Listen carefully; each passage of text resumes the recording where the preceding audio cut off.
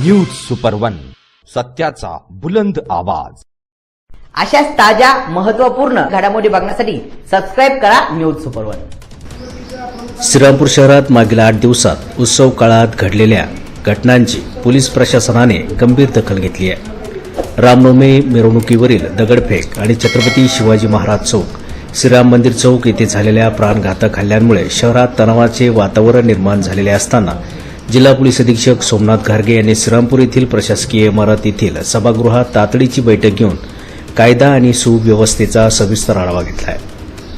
Police अधीक्षक सोमनाथ घारगे यांच्यासह upper police अधीक्षक सोमनाथ वाघचौरे, उपविभागीय पोलीस अधिकारी जयदत्त भवर आणि नगरपालिकेचे मुख्याधिकारी मच्छिंद्र घोलप यांची यावेळी प्रमुख उपस्थिती होती।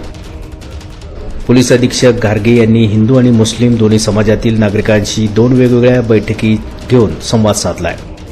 यावेळी शहरातील वाढती गुन्हेगारी, हिंदू मुस्लिम समाजात उफाळता असलेला वाद, शहरातील वाढत्या गुन्हेगारीचा व्यापाऱ्यांना होणारा त्रास यासह आगामी काळात होऊ घातलेल्या डॉक्टर बाबासाहेब आंबेडकर जयंती उत्सव काळातील सुरक्षा संदर्भात नागरिकांनी चिंता व्यक्त करत वाढती गुन्हेगारी रोखण्यासाठी ठोस उपाययोजना करावी अशी मागणी केली आहे।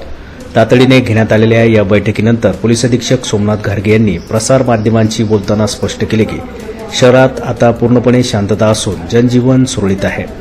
मिरवणुकीतील दगडफेक प्रकरणी गुन्हे दाखल करून आरोपींना अटक करण्यात आली आहे। गुन्हेगारी मानसिकतेच्या आणि शांतता भंग करणाऱ्या व्यक्तींवर कडक प्रतिबंधात्मक कारवाई सुरू आहे। शहरात पुरेसा पोलीस बंदोबस्त तैनात असून पोलीस परिस्थितीवर बारीक लक्ष ठेवून असल्याचं त्यांनी सांगितलंय।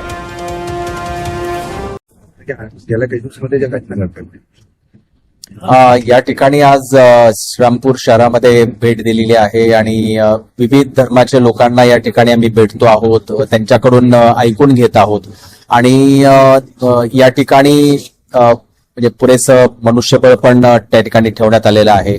जी एक घटना 3 दिवसापूर्वी घडलेली आहे, दगडफेकीची घटना, त्यामध्ये गुन्हा नोंद झालेला आहे आणि आरोपी पण अटक झालेले आहेत आणि काही जे आपसामध्ये जे काही अविश्वासाचं वातावरण आहे तर त्या संबंधामध्ये आपण लोकांना आवाहन केलेलं आहे।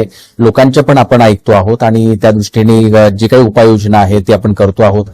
जे गुन्हेगारी मानसिकतेचे लोक आहेत किंवा जे शांतता बिघडवणारे लोक आहेत तर त्यांच्यावरती जे कारवाई करणं आहे, विशेषतः प्रतिबंधात्मक कारवाई आहे तर ती केली जाते आहे आणि या ठिकाणी निश्चितच म्हणजे एक श्रीरामपूरमध्ये एक शांतता आहे। शहरातील नागरिक आणि पोलीस प्रशासनासोबत झालेली बैठक आणि प्रशासनाने दाखविलेल्या आक्रमक भूमिकेमुळे शहरात पुन्हा एकदा सुरक्षिततेचे वातावरण निर्माण होण्यास मदत होईल का हे पाहणे महत्त्वाचे ठरणार आहे। न्यूज सुपर वनसाठी अभिषेक सोनवणेसह अजिंक्य पटेकर, श्रीरामपूर।